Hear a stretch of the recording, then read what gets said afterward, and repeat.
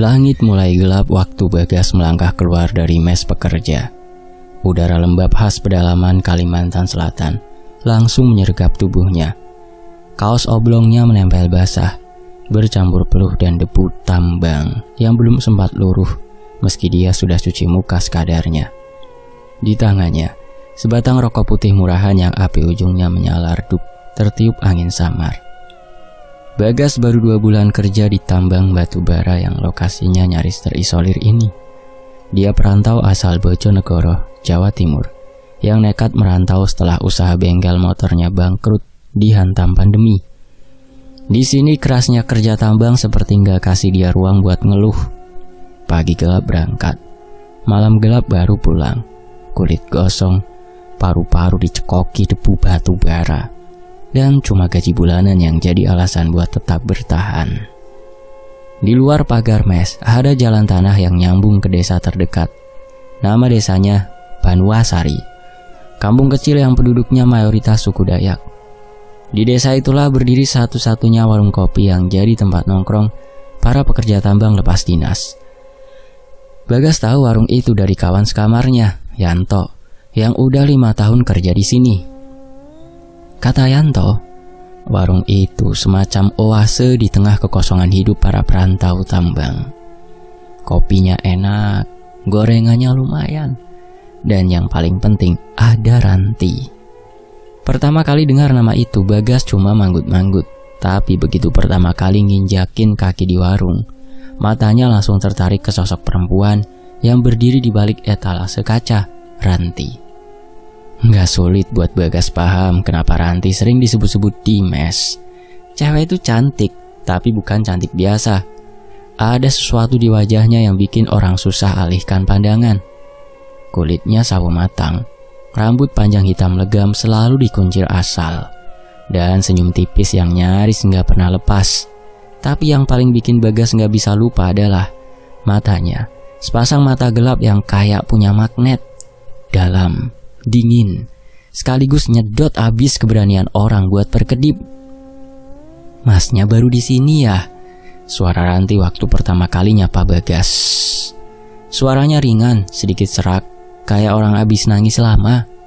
Bagas cuma nyengir, canggung, ngerasa jadi anak baru yang ketangkep basah naksir cewek paling cantik di kampung. Sejak malam itu, hampir tiap habis kerja, Bagas selalu nongkrong di warung Ranti. Bukan cuma karena kopinya yang pas di lidah, tapi juga karena entah kenapa ada rasa nyaman yang pelan-pelan tumbuh tiap kali duduk di sana. Seolah-olah warung itu punya daya magis yang narik kaki Bagas buat selalu balik. Tapi enggak semua cerita soal Ranti terdengar indah. Di mes, Bagas mulai dengar bisik-bisik tentang cewek penjaga warung yang katanya bukan manusia biasa. Ada pekerja yang ngaku pernah jatuh cinta sama Ranti, cuma dalam semalam. Besoknya demam tinggi dan ngomong lantur kayak orang kesurupan. Ada juga yang tiba-tiba pulang kampung diam-diam setelah ngaku mimpiin Ranti terus-terusan sampai gak bisa tidur. Ada yang bilang Ranti itu warisan. Dia bukan sekedar cewek kampung biasa. Ada ilmu pelet warisan yang mengalir di darahnya, bisik Yanto suatu malam waktu mereka berdua duduk di teras mes sambil ngopi. Bagas cuma ketawa waktu itu, nganggep semua itu cerita lebay khas pekerja tambang yang kebanyakan nganggur malam-malam. Sampai akhirnya Bagas sendiri ngalamin keanehan itu. Malam itu, Bagas duduk sendirian di pojok warung. Ranti nyodorin secangkir kopi hitam. Uapnya wangi, pekat, dengan buih tipis yang bergoyang waktu Bagas angkat cangkirnya. Khusus buat Mas Bagas, kata Ranti sambil nyengir. Bagas ketawa kecil, enggak curiga sama sekali. Kopi itu dia tenggak pelan-pelan, nikmatin pahitnya yang pas di lidah. Tapi sejak malam itu, Bagas mulai sering mimpi aneh setelah minum kopi dari Ranti. Dalam mimpinya, dia berdiri di tengah hutan belantara. Di depan dia Ranti berdiri telanjang kaki, rambutnya tergerai acak, matanya merah menyala kayak bara. Ranti melambaikan tangan, manggil Bagas buat mendekat, dan begitu Bagas maju, tubuhnya serasa ditarik paksa ke pelukan Ranti. panas, lengket, dan tiba-tiba mereka bersatu dalam satu tubuh. Bagas bangun basah kuyup. Keringat dingin mengalir dari pelipis sampai punggung. Siangnya di tambang, kepala Bagas penuh wajah ranti. Senyumnya, matanya, suaranya, bahkan wangi kopinya masih ke bawah sampai di lubang tambang yang pengap. Konsentrasi Bagas buyar. Sekop di tangan sering lepas, bahkan mandor sampai negur keras gara-gara Bagas salah masukin batu ke conveyor. "Kamu kenapa sih, Gas? Sakit?" tanya Yanto waktu istirahat. Bagas cuma geleng, mulutnya gak sanggup cerita soal mimpi-mimpi itu. Semakin hari mimpi itu semakin nyata. Sampai akhirnya Bagas sadar, ini bukan cuma soal naksir cewek kampung biasa. Ini sesuatu yang jauh lebih dalam. Ada daya tarik yang gak bisa dijelaskan logika. Semacam panggilan batin yang seolah mengikat Bagas dengan Ranti. Di satu sisi Bagas ngerasa ketakutan, tapi di sisi lain ada gairah aneh, hasrat yang bikin dia gak bisa menjauh. Setiap malam dia tetap datang ke warung, meski detak jantungnya gak pernah tenang tiap ketemu Ranti. Di sela kegelisahannya, Bagas mulai perhatiin satu hal. Setiap kali dia datang, ada bapak-bapak tua yang duduk diam di pojok warung. Wajahnya penuh keriput, matanya cekung dalam, dan tangannya selalu menggenggam sebatang kayu kecil yang ujungnya dibakar. Asap tipis mengepul dari kayu itu. Bau harum pahit yang gak pernah Bagas cium sebelumnya. Setiap kali mata Bagas ketemu mata si bapak, lelaki tua itu selalu senyum tipis. Senyum yang bikin bulu kuduk merinding. Dari Yanto, Bagas akhirnya tahu kalau bapak tua itu dikenal sebagai dukun warung. Dia bukan sekedar pelanggan biasa, tapi semacam penjaga tak kasat mata yang dipercaya menjaga keseimbangan antara dunia nyata dan dunia gaib di sekitar warung. Konon tanpa dia warung itu udah lama hancur dihantam kekuatan yang gak bisa dijelaskan. Mungkin serangan dari saingannya kali ya. Malam itu Bagas pulang ke mes dengan kepala penuh tanda tanya. Siapa sebenarnya Ranti? Kenapa semua pekerja tambang selalu terikat sama warung itu? Dan kenapa sejak pertama kali dia minum kopi buatan Ranti, dunia terasa beda? Di kamarnya, Bagas duduk melamun. Rokok di tangannya udah lama mati. Angin malam meniup tirai jendela, membawa bisikan samar, entah dari mana. Dan di luar sana, di ujung jalan tanah yang gelap, warung kecil itu berdiri dengan cahaya temaram lampu pijar yang berkelip-kelip seperti mau padam. Satu hal yang Bagas tahu pasti, dia gak bisa lepas dari tempat itu dan dari gadis penjaga warung bernama Ranti. Langit tambang telah gelap saat Bagas buru-buru cuci muka di kamar mandi mes. Sisa lumpur di kulitnya cuma dilap asal, gak penting lagi buat bersih, yang penting cuma satu, warung Ranti. "Kamu kemasukan apaan sih, Gas? Baru balik udah cabut lagi?" tanya Bimo, teman sekamarnya. "Ngopi bentar, sumpah kamu harus coba kopi Ranti, enak parah," jawab Bagas sambil senyum sendiri. Padahal kalau dipikir-pikir, kopi itu biasa aja, gak ada yang istimewa, pahitnya standar, gula arennya juga bukan yang spesial. Tapi ada yang bikin Bagas ketagihan, entah rasa kopinya atau senyum Ranti waktu nyodorin gelas. Setiap malam, Bagas jadi pelanggan pertama dan terakhir. Pulang kerja langsung ngacir, nongkrong sampai warung tutup. Kalau Ranti pura-pura masuk ke belakang, Bagas gelisah setengah mati. Kaki goyang, tangan remas-remas rokok. Kepala nengok kanan kiri nyariin sosok gadis itu. Perubahan Bagas gak luput dari mata teman-teman tambangnya. Ini Bagas kenapa sih? Kena jambi-jambi Ranti apa gimana? Celutuk Cipto. "Gas, kamu bukan Bagas yang aku kenal," tambah Arman, seniornya di tambang. "Dulu kamu mah batu, lihat cewek cakep juga gak peduli. Sekarang kayak sapi dicocok hidung." Bagas ketawa, tapi ketawanya hampa. Di kepalanya cuma ada senyum Ranti, mata bening gadis itu, bibirnya yang selalu basah, dan wangi tubuhnya yang samar tapi nempel lama di hidung Bagas. Malam-malam di mes berubah jadi horor pribadi buat Bagas. Begitu rebahan, suara halus mulai terdengar. "Gas, Bagas." Ranti, panggilannya lembut, tapi menusuk masuk sampai ubun-ubun. Bagas bangun nyari sumber suara, nggak ada siapa-siapa. Teman-teman udah pada lelap, tapi suara itu terus manggil-manggil. Keringat dingin mulai mengucur, Bagas nutup telinga.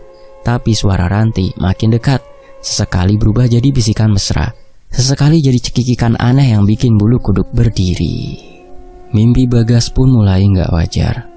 Malam pertama, dia mimpi lagi duduk di warung. Ranti datang bawa nampan, tapi isinya bukan kopi. Ada semangkuk bubur berwarna merah kehitaman. Disuapi langsung ke mulut Bagas. Rasanya anyir, pahit, sekaligus manis kayak sirup basi. Malam kedua, Bagas mimpi Ranti duduk di pangkuannya. Rambutnya yang panjang nutupin wajah. Tapi waktu Bagas usap pelan rambut itu, wajah di baliknya bukan Ranti.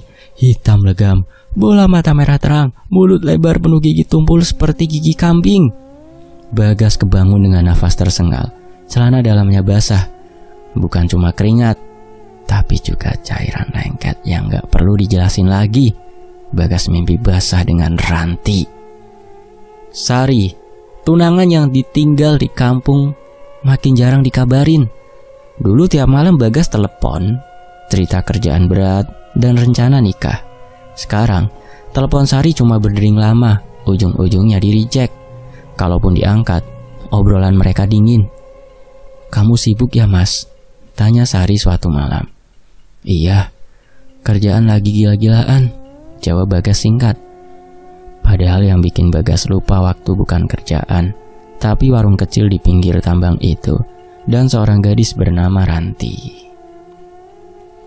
Di sudut desa, ada mata tua yang memperhatikan. Datuk Andung, dukun kampung yang hidupnya lebih lama dari tambang itu sendiri. Dia tahu, ada hawa aneh di sekitar Bagas dan Ranti. Aura asmara yang bukan sekedar cinta biasa. Ada bau kembang staman dan dupa basah di sekitar mereka. Aroma yang cuma muncul kalau ilmu pelet kelas berat dimainkan. Datuk Andung paham betul. Ranti bukan gadis biasa. Dia penerus ilmu pelet warisan garis ibu. Setiap generasi selalu ada satu perempuan yang ditugasi menjaga warung sekaligus menjaga tradisi lama yang gak pernah benar-benar hilang dari tanah Dayak itu. Dan sekarang Bagas jadi tumbal baru. Malam itu hujan turun deras. Bagas duduk di warung, basah kuyup, tapi senyum lebar. Ranti nyodorin kopi, tangannya sengaja nempel di jemari Bagas lebih lama. "Besok libur kan, Mas?" tanya Ranti. Bagas ngangguk. "Menginap di rumahku yuk," bisik Ranti sambil nyengir nakal. Bagas gak pikir panjang. Di kepalanya cuma ada bayangan kulit mulus Ranti dan ranjang kayu di rumah panggung tua milik keluarganya.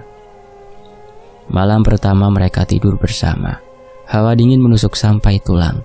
Padahal mereka tidur tanpa busana, saling peluk di bawah selimut tipis. Di tengah malam, Bagas terbangun, dada sesak, tenggorokan panas. Dia buru-buru bangkit dan muntah, tapi yang keluar bukan sekedar cairan lambung. Darah segar bercampur gumpalan rambut panjang. Ranti masih tidur pulas di sampingnya. Wajahnya bersih, cantik, tanpa busana, dan tanpa dosa. Tapi di sudut kamar, berdiri bayangan hitam setinggi 2 meter. Matanya merah, rambutnya menjuntai sampai lantai, dan di tangannya tergenggam segumpal kain putih kotor, basah kuyup seperti baru dicelup air kuburan. Bagas gak bisa teriak, mulutnya terkunci, tubuhnya gemetar, dan entah kenapa di balik ketakutannya, ada rasa rindu yang tak bisa dijelaskan. Seolah bayangan itu juga bagian dari dirinya. Malam itu, di rumah panggung yang reot, di ranjang yang bergoyang, cinta dan kutukan mulai menyatu. Dan Bagas tanpa sadar melangkah lebih jauh ke jebakan asmara gaib yang gak bakal bisa dia hindari. Di sisi lain, malam di desa kecil tempat Ranti lahir selalu terasa berat. Bukan karena gelap atau suara binatang malam yang sahut-sahutan, tapi karena tanah di sana menyimpan sejarah kelam yang diwariskan turun-temurun. Di tengah desa berdiri sebuah rumah kayu tua yang usianya lebih tua dari kebanyakan warga di sana. Rumah itu milik keluarga Ranti. Garis keturunan perempuan-perempuan yang dipercaya punya warisan ilmu pemikat paling mematikan. Pelet berdarah Dayak Manyan.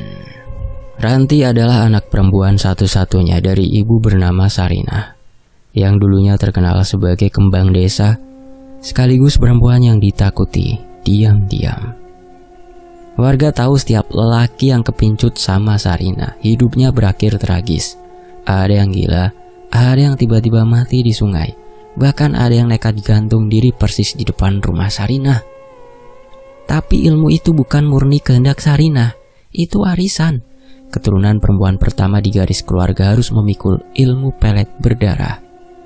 Ilmu ini diturunkan dari nenek buyut mereka, seorang dukun Dayak Manyan bernama Dandeh Tumbang, yang dikenal bisa menundukkan hati lelaki hanya dengan selai rambut dan secari kain pembalut pertama gadis yang baru balik. Saat Ranti pertama kali haid, Sarinah menyambutnya bukan dengan nasihat layaknya ibu normal, melainkan dengan ritual kecil di ruang tengah rumah. Darah pertama Ranti ditampung di mangkuk kuno dari tanah liat, dicampur dengan akar kayu tapak raja, tumbuhan langka yang cuma tumbuh di tengah hutan Kalimantan, dan diramu dengan mantra kuno berbahasa Manyan. Sarinah memeluk Ranti malam itu sambil berbisik, "Mulai malam ini, laki-laki yang kamu mau bakal sujud di kakimu, tapi jangan lupa, ada yang harus kita bayar." Ranti awalnya nggak paham, tapi makin dia besar, makin dia lihat sendiri gimana ilmu itu bekerja. Setiap laki-laki yang mendekatinya berubah jadi budak cinta. Dari cowok sekolah, tukang ojek, sampai kepala dusun, semua jadi boneka yang mau ngelakuin apapun asal Ranti senyum. Tapi di balik itu, ada nyawa yang melayang setiap 7 bulan sekali. Kalau bukan nyawa si cowok, ya nyawa anggota keluarga terdekat Ranti sendiri. Bapaknya Ranti salah satu korban. 7 bulan setelah pertama kali Ranti menstruasi, bapaknya ditemukan gantung diri di pohon nangka belakang rumah. Lidahnya menjulur panjang, matanya melotot kosong, dan di kakinya ada bercak darah kental mengering. "Ini takdir perempuan di keluarga kita," kata Sarinah dengan wajah datar waktu itu. Sejak saat itu, Ranti tumbuh jadi perempuan yang gak percaya cinta. Karena buatnya cinta cuma permainan maut. Kalau dia suka sama cowok, cowok itu pasti bakal hancur, atau keluarganya sendiri yang bakal dikorbankan. Saat ini, korban terbaru adalah Bagas. Ranti sadar betul, sejak pertama kali Bagas nongkrong di warungnya, mata cowok itu udah kosong, kayak sapi kena sembelih. Senyum Bagas lebar, tapi kosong. Tiap malam Bagas nyari alasan buat mampir, sekedar beli rokok lah, kopi, atau cuma duduk nungguin Ranti nutup warung. Ranti sebenarnya udah bosen sama permainan ini, tapi ada sesuatu yang beda dari Bagas. Ada rasa nyaman aneh yang dia sendiri gak ngerti. Mungkin karena Bagas gak langsung nyosor kayak cowok-cowok lain. Ada ketulusan di matanya yang bikin Ranti sempat ragu buat pakai ilmu warisan keluarganya. Tapi malam pertama mereka tidur bareng, semua berubah. Bagas mulai sering sakit-sakitan. Awalnya cuma demam ringan, terus mimisan, lalu makin parah. Setiap kali malam dia mimpi buruk, lihat dirinya sendiri diikat di pohon besar. Tubuhnya dikuliti hidup-hidup sama perempuan berambut panjang yang wajahnya hitam legam. Perempuan itu nyengir lebar sambil comot satu-satu kulit Bagas kayak nyabut bulu ayam. Bukan cuma mimpi. Di mes tambang tempat Bagas tinggal, mulai ada kejadian aneh. Kasur Bagas sering bau amis darah, kayak ada luka menganga yang gak kelihatan. Malam-malam, Bagas sering dengar suara langkah kaki di atap, bukan suara langkah manusia, lebih mirip bunyi cakaran kuku panjang di seng tua. Teman-teman sekamarnya mulai takut tidur bareng Bagas.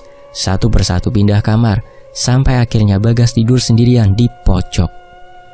Puncaknya suatu malam Bagas kebangun gara-gara suara perempuan ketawa cekikikan di pojok kamar. Pas matanya udah melek sempurna, dia lihat sosok hitam berdiri di sudut ruangan. Rambutnya panjang, mukanya bolong-bolong kayak daging busuk, dan dari mulutnya netes darah hitam kental. Sosok itu cuma berdiri diam, tapi Bagas gak bisa gerak. Seolah-olah ada tangan tak terlihat yang mencengkeram seluruh tubuhnya. Udara kamar tiba-tiba bau anyir, campuran antara darah, kemenyan, dan bunga busuk. Begitu suara azan subuh berkumandang, bayangan itu lenyap. Tapi di lantai ada jejak kaki merah seperti bekas darah mengering. Di tempat lain, Sarinah yang duduk menghadap cermin tua di rumahnya cuma tersenyum tipis. Dia tahu ilmu itu udah mulai bekerja lagi. Bagas, cowok yang kali ini dipilih Ranti, sedang dalam proses dikunci jiwanya. Ranti sendiri mulai dihantui perasaan bersalah, tapi dia juga takut kehilangan Bagas, takut menghadapi kutukan yang udah mendarah daging di keluarganya sendiri. Karena kalau Bagas selamat, yang jadi tumbal mungkin bukan Bagas, tapi ibunya sendiri, Mak Sarinah. Dan bagi Ranti, kehilangan ibu adalah mimpi paling buruk sepanjang hidupnya. Di luar rumah Ranti, seorang lelaki tua berdiri memperhatikan. Dia adalah Datu Andung, dukun tua yang dulu pernah terlibat saat Sarinah pertama kali menerima warisan ilmu pelet ini. Datu Andung tahu lingkaran setan ini gak bakal berakhir gitu aja. Setiap 7 bulan sekali darah harus mengalir. Entah darah lelaki yang kena pelet atau darah dari darah daging keluarga sendiri. Datu Andung menghembuskan asap rokok lintingannya ke udara. Matanya menatap kosong ke arah bulan purnama. Di balik awan tipis, bulan itu terlihat merah. Merah seperti darah yang sudah siap ditumpahkan. Dan Bagas tanpa sadar sedang berjalan menuju ajalnya sendiri. Sementara itu di Jawa Timur, sudah 2 minggu lebih Bagas nggak ada kabar. Sari mulai curiga. Biasanya walau Bagas sibuk kerja di pertambangan gitu, minimal ada WhatsApp masuk, sekedar kirim foto makan malam atau video call sebentar. Sekarang HP Bagas malah mati total tiap dicoba dihubungi. Sari gak bisa lagi nahan gelisah. Dia nekat datang ke rumah orang tua Bagas di Bojonegoro. Di ruang tamu yang dipenuhi foto-foto keluarga, Sari duduk bersama Bu Marni, ibunya Bagas. Wajah Bu Marni kusut, matanya bengkak kayak kurang tidur berhari-hari. Sebenarnya kita juga udah curiga, Nduk, suara Bu Marni bergetar. Bagas sering ngeluh sakit kepala, mimisan, mimpi-mimpi aneh, terus tiba-tiba kayak orang linglung. Itu telepon terakhir dengan Bagas. Sari meremas jemarinya sendiri. Ada rasa bersalah karena dia baru sadar sekarang. Mungkin kita harus bawa orang pinter, Bu. Siapa tahu ada yang gak beres. Pak Darto, bapaknya Bagas, langsung mengiyakan. Malam itu juga mereka mendatangi seorang dukun tua yang udah terkenal seantero kampung, Mbah Wiryo. Mbah Wiryo duduk bersila di balai bambu depan rumahnya. Kemenyan sudah mengepul tipis dari wadah tembaga tua. Matanya yang cekung tajam menatap Sari dan keluarga Bagas satu-satu. Aku sudah dengar cerita soal anakmu. Suara Mbah Wiryo pelan tapi berat. Kalau sudah urusan pelet, apalagi pelet dari luar tanah Jawa, kita nggak bisa main-main. Dari tas anyaman yang udah butut, Mbah Wiryo mengeluarkan beberapa benda. Botol kaca isi air yang katanya udah didoain, sebungkus kemenyan Arab, dan keris kecil yang ujungnya udah karatan. Kita berangkat besok, kata Mbah Wiryo. Aku harus lihat langsung tempat anakmu tinggal. Perjalanan menyeberang ke Kalimantan bukan cuma soal naik pesawat atau kapal. Buat Mbah Wiryo, ini perjalanan spiritual. Tiap kali mereka melintasi hutan, Mbah Wiryo selalu merapal doa pelan-pelan. Ketika sudah sampai di tanah Kalimantan, sesekali nyiramin air doa ke tanah yang mereka injak. Mes tempat Bagas tinggal langsung terasa beda begitu mereka tiba. Udara di situ lebih berat, panas kayak abis dijemur matahari siang bolong. Padahal matahari udah condong ke barat. Di dalam kamar Bagas, bau amis yang tajam kayak darah basi langsung menyergap. Kasur yang kusut, baju kerja Bagas yang numpuk di pojok kamar. Semua kayak ngeluarin hawa panas aneh. Mbah Wiryo duduk bersila di tengah kamar. Dia nyalain kemenyan sambil melafalkan doa-doa berbahasa Jawa kuno. Sari dan Bu Marni disuruh duduk di luar. Cuma Pak Darto yang nemenin di dalam. Nggak sampai 5 menit, suhu ruangan langsung anjlok drastis. Nafas mereka berembun meski di luar masih terang. Lalu suara langkah kaki bergema di atas plafon. Tok, tok, tok. Langkahnya pelan, tapi berat, kayak kaki yang berlumuran lumpur. Bau amis makin menyengat. Di sudut kamar, samar-samar terlihat bayangan hitam berdiri. Rambutnya panjang, tubuhnya melayang beberapa senti dari lantai. Dia tertawa kecil, tapi suaranya ngilu. kayak tulang digesek. Padarto gemeter, Mbah Wiryo nggak gentar. Dia angkat keris karatnya dan diarahkan ke bayangan itu. Tapi sebelum mantra selesai dibacakan, angin kencang tiba-tiba menghantam kamar. Jendela bergetar keras sampai kaca-kacanya retak. Lampu pijar meledak, percikan apinya jatuh ke lantai. Bayangan hitam itu nggak pergi. Dia malah mendekat, mulutnya bergerak-gerak tanpa suara, seolah mengucapkan sesuatu. Dari ujung rambutnya yang menjuntai, tetes-tetes darah jatuh ke lantai. Pelet berdarah, bisik Mbah Wiryo. Ini ilmu tua. Mbah Wiryo menarik Padarto keluar kamar. Di luar Sari dan Bu Marni udah pucat pasi dengan kegaduhan dari dalam. Kita nggak bisa lanjut di sini, tegas Mbah Wiryo. Tanah ini bukan milik kita. Kuatnya energi mereka di sini. Kita kalah langkah. Terus gimana Mbah? Suara Sari lirih. Mau nggak mau kita harus bawa Bagas pulang ke Jawa. Kita lawan dari tanah kelahirannya sendiri. Karena di atas tanah leluhur doa-doa kita bakal punya akar yang lebih dalam. Besok paginya mereka membawa Bagas pulang ke Bojonegoro. Bagas sendiri udah kayak mayat hidup. Tubuhnya kurus kering, matanya cekung, bibirnya pecah-pecah. Sesekali dia meracau gak jelas, menyebut nama Ranti berulang-ulang. Mbah Wiryo duduk di sebelah Bagas sepanjang perjalanan. Tangannya terus pegang botol air doa yang berkali-kali disiramkan ke kepala dan dada Bagas. Sesekali Mbah Wiryo bicara sendiri, entah dengan siapa. Ternyata dulu ibunya yang memelet si Bagas juga ngalamin seperti ini, gumam Mbah Wiryo. Ilmu lama yang terus diwariskan. Kita lawan dengan akar kita sendiri. Ilmu Dayak sangat kuat, tapi doa dari tanah sendiri punya nyawa yang lebih tua. Mobil yang mereka tumpangi melaju kencang membelah jalan berliku meninggalkan tanah Kalimantan yang masih menyimpan dendam menuju ke bandara. Tapi satu hal yang mereka lupa, ilmu hitam yang terikat darah tidak bakal mudah melepaskan begitu saja. Sementara itu tawa perempuan yang nyaring menggema di belakang mereka, terbawa angin, melintasi awan, hutan, sawah, hingga ke tanah Jawa. Sementara itu udara di rumah Ranti terasa lebih panas dari biasanya. Dini hari itu dia duduk memeluk lutut di sudut kamar. Matanya terus menatap kalender kusam yang tergantung di dinding. Tanggal 7 bulan itu udah melingkar tebal pakai spidol merah. Napasnya memburu, keringat dingin mengucur meski kipas angin berputar kencang. Dia tahu waktunya sudah mepet. Perjanjian 7 bulanan sekali harus dipenuhi. Kalau nggak ada nyawa yang dikorbankan, ilmu pelet yang dia minta dari Datu Andung bakal berbalik arah, menagih nyawa dari keluarganya sendiri. Bagas kan udah hampir mati, cukup dia aja lah, bisik Ranti, tapi suaranya sendiri terdengar ragu. Pelet berdarah nggak pernah segampang itu. Nyawa tumbal harus lepas penuhnya, sementara Bagas meski tubuhnya makin hancur, nafasnya masih ada. Itu yang bikin ilmu pelet malah beringas, haus darah baru. Di mes yang sekarang kosong melompong setelah kepulangan Bagas, Aji, teman sekamar Bagas yang paling dekat sama dia, malah udah terang-terangan ngomong ke yang lain. Ini kerjaan orang sini. Ada yang main dukun buat ngerebut Bagas. Aji bukannya gak percaya medis, tapi udah terlalu lama dia kerja di pelosok Kalimantan. Jadi udah tahu, udara di sini, tanahnya, hutannya semua punya nyawa sendiri. Kalau udah kena ilmu, bawa ke rumah sakit pun percuma.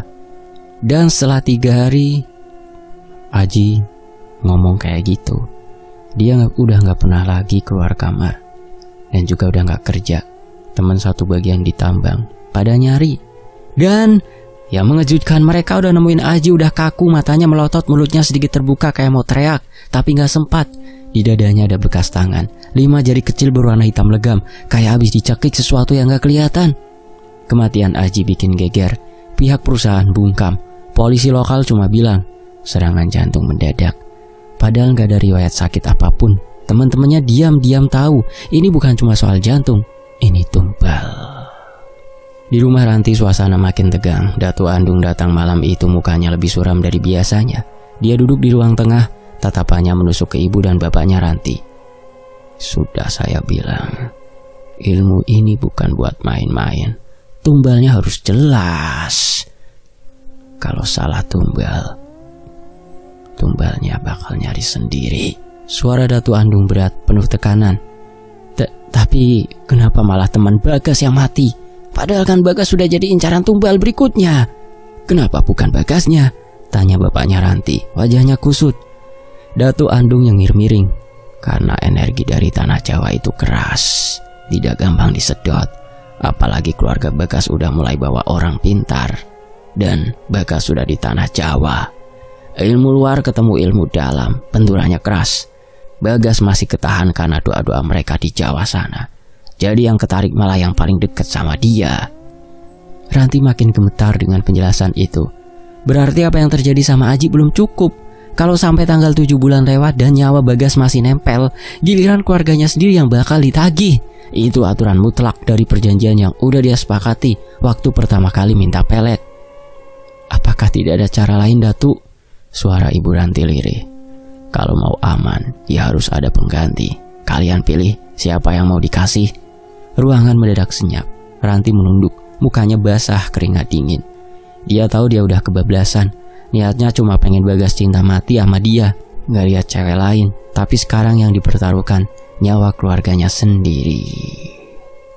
Bagas akhirnya sampai ke Jawa dalam kondisi memprihatinkan. Tubuhnya lemas, mata sayu dan bibirnya terus bergerak seolah sedang menggumamkan mantra yang gak ada habisnya. Di dalam mobil, Sari berkali-kali mengelus tunangannya sambil bacain doa sebisanya. Tapi makin dideketin rumah, udara di sekitar mereka terasa berat, seolah ada sesuatu yang ikut numpang di perjalanan pulang mereka. Begitu sampai di halaman rumah, Mbah Wirya udah berdiri di depan pintu, matanya tajam memandang Bagas. Tanpa banyak bicara, Mbah Wirya langsung memerintahkan Sari dan beberapa kerabat buat menyiapkan air kembang 7 rupa, ayam cemani, dan kelapa hijau. Kita mulai malam ini juga, sebelum arwah penjaga itu mengakar di rumah kalian. Suara Mbah Wirya lirih tapi menusuk. Malam itu suasana rumah Bagas jadi mencekam. Angin mendadak berhenti. Pohon pisang di belakang rumah kayak ada yang gerak-gerakin, dan hawa dingin kayak masuk dari celah-celah jendela. Bagas dibaringin di ruang tengah, di atas tikar pandan yang udah dikasih batas lingkaran pakai garam dan kunyit. Mbah Wirya duduk bersila, mulutnya berkomat kamit merapal doa dan mantra. Asap dupa melilit-lilit di udara, mengisi ruang dengan bau kemenyan yang pekat. Baru beberapa menit ritual dimulai, suara tangisan perempuan tiba-tiba terdengar dari sudut ruangan. Tangisan lirih, tapi bikin bulu kuduk berdiri. Sari merinding. Dia lihat sekilas ke arah dapur, ada bayangan perempuan berdiri memunggungi mereka. Rambutnya panjang menjuntai, gaunnya lusuh dan kaki telanjangnya menggantung beberapa senti dari lantai. Belum sempat Sari teriak, bau anyir menyergap seluruh ruangan. Bau darah basi campur amis tanah kuburan. Jangan ada yang keluar dari lingkaran garam, seru Mbah Wirya. Suaranya tegas, menggelegar, sampai Sari refleks mendekap tangan Ibu Bagas yang udah ketakutan dari tadi. Bayangan-bayangan hitam mulai bermunculan di setiap sudut. Ada yang merayap di dinding, ada yang berdiri melongok dari balik jendela. Sebagian bahkan cuma berdiri diam di depan pintu, mengawasi ritual yang sedang berlangsung. Bagas mendadak kejang-kejang, mulutnya terbuka lebar dan keluar suara tawa cekikikan yang gak wajar. Suara perempuan, jelas nyaring, melengking. Mbah Wirya tetap tenang. Dia percikan air kembang tubuh Bagas sambil terus baca mantra. Tapi baru saja satu gayung air dituangkan, tiba-tiba Sari ambruk ke lantai. Matanya melotot kosong, tangannya gemetar, dan dari mulutnya keluar suara yang sama sekali bukan milik Sari. Bahasa yang asing, kasar dan berlapis-lapis. Seperti ada lebih dari satu suara yang bicara bersamaan. Bahasa Dayak Maanyan, bisik Mbah Wirya. Ternyata arwah penjaga yang ikut menumpang pulang udah ngincar tubuh Sari buat dijadiin medium baru. Sari kerasukan, tubuhnya melengkung gak karuan. Tangannya mencakar-cakar lantai sambil terus ngoceh pakai bahasa yang gak ada satupun yang ngerti. Mata Sari putih. Bola matanya ketarik ke atas sampai cuma kelihatan putihnya doang. Mbah Wirya buru-buru ambil segenggam tanah kuburan yang udah disiapin. Dia bacain mantra, lalu tempelkan ke ubun-ubun Sari. Tubuh Sari menggigil hebat, mulutnya menganga dan dari dalam kerongkongannya keluar suara jeritan panjang. Seolah ada sesuatu yang dipaksa keluar. Sari muntah, cairan hitam kental bercampur darah keluar dari mulutnya. Bau amisnya bikin semua orang yang ada di situ mual seketika. Tapi Mbah Wiryo lega. Itu tanda pelet mulai lepas dari tubuh Bagas. Hubungan gaib yang mengikat mereka ke tanah Kalimantan udah putus. Tapi ritual belum selesai. Arwah penjaga itu belum mau pergi sepenuhnya. Bayangan perempuan lusuh tadi masih berdiri di pojok ruangan. Kali ini menghadap ke arah mereka. Matanya kosong, wajahnya hancur sebelah, dan dari mulutnya keluar tawa lirih yang makin lama makin keras. Tangan kurusnya nunjuk langsung ke arah Bagas. Mbah Wiryo tahu ini pertarungan terakhir. Dia ambil ayam cemani yang udah disiapin, potong lehernya dan cipratkan darahnya ke 4 penjuru ruangan sambil membacakan mantra penutup. Asap dupa makin tebal. Suara tangisan perlahan menghilang dan satu persatu bayangan hitam lenyap ditelan gelap. Bayangan perempuan itu melangkah mundur, menjauh, lalu menghilang di ambang pintu. Udara di rumah itu mendadak hangat kembali. Bagas tersungkur lemas, sementara Sari perlahan sadar meski tubuhnya masih lunglai. Peletnya sudah lepas. Tapi arwah penjaga pelet itu tidak akan benar-benar pergi. Dia bakal terus ngawasin sampai dia lengah, kata Mbah Wiryo suaranya berat. Sari cuma bisa menatap Bagas dengan mata berkaca-kaca. Mereka tahu ini belum benar-benar selesai. Ada sesuatu yang masih tertinggal, sesuatu yang belum tuntas, sesuatu yang mungkin suatu hari nanti bakal kembali menagih. Malam itu berakhir dengan kelelahan luar biasa. Setelah semua ritual yang mencekam itu, hidup Bagas dan Sari perlahan kembali ke jalurnya. Mereka resmi menikah di desa kecil tempat keluarga Bagas tinggal. Pernikahan yang sederhana, tanpa pesta besar, hanya doa dan harapan semoga kehidupan baru mereka lepas dari bayang-bayang masa lalu. Sementara itu di Kalimantan, rumah lama keluarga Ranti udah kayak rumah mati. Tetangga-tetangga mulai menghindari lewat depan rumah itu. Apalagi setelah beberapa kali ada yang lihat bayangan perempuan berdiri di depan jendela. Meski rumah udah kosong, keluarga Ranti terpaksa pindah cari tempat tinggal yang baru yang lebih jauh. Berharap kutukan yang nempel di rumah lama gak ikut ke bawah. Tapi harapan itu terlalu naif. Di rumah baru mereka, gangguan malah mulai muncul sejak malam pertama. Lantai dapur selalu basah meski gak ada yang nyirem. Guci-guci air pecah sendiri satu persatu. Setiap tengah malam suara ketukan di jendela belakang terdengar terus-terusan. Padahal rumah itu dikelilingi kebun kosong. Ibu Ranti mulai sakit-sakitan. Bapak Ranti mendadak jadi pendiam dan sering duduk melamun di teras belakang. Merokok tanpa henti sampai pagi. Mereka gak pernah cerita apa-apa ke tetangga. Tapi anak bungsu mereka, Lita, pernah bisik-bisik ke temennya di sekolah. Kak Ranti pulang, tapi mukanya aneh, katanya lirih.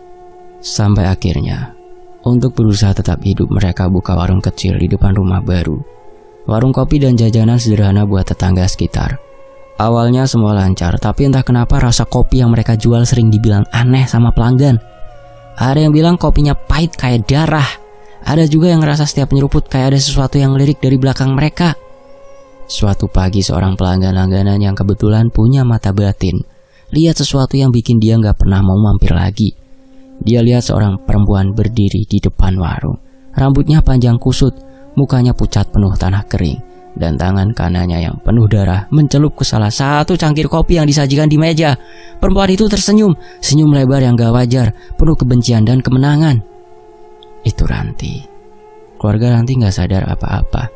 Warung terus buka seperti biasa. Setiap kali mereka nyeduh kopi selalu ada cipratan air yang entah dari mana, bikin kopi jadi lebih hitam dan bau amis. Pelanggan makin sepi, sampai akhirnya warung itu tutup tanpa penjelasan. Bagas dan Sari gak pernah tahu kejadian di Kalimantan itu tentang Ranti. Mereka udah sibuk ngebangun keluarga kecil, mencoba mengisi rumah dengan kebahagiaan, meski mimpi buruk Sari gak pernah hilang. Sampai suatu malam Sari bangun dengan tubuh menggigil luar biasa. Di lehernya ada bekas cakar merah dan di lantai kamar ada genangan kecil air berbau amis. Sementara saat tidur, Ranti bermimpi didatangi sosok yang mengerikan. Sosok itu adalah Ranti. Namun di alam mimpi itu, Mbah Wiryo menjelma menjadi seseorang yang menyelamatkan Sari.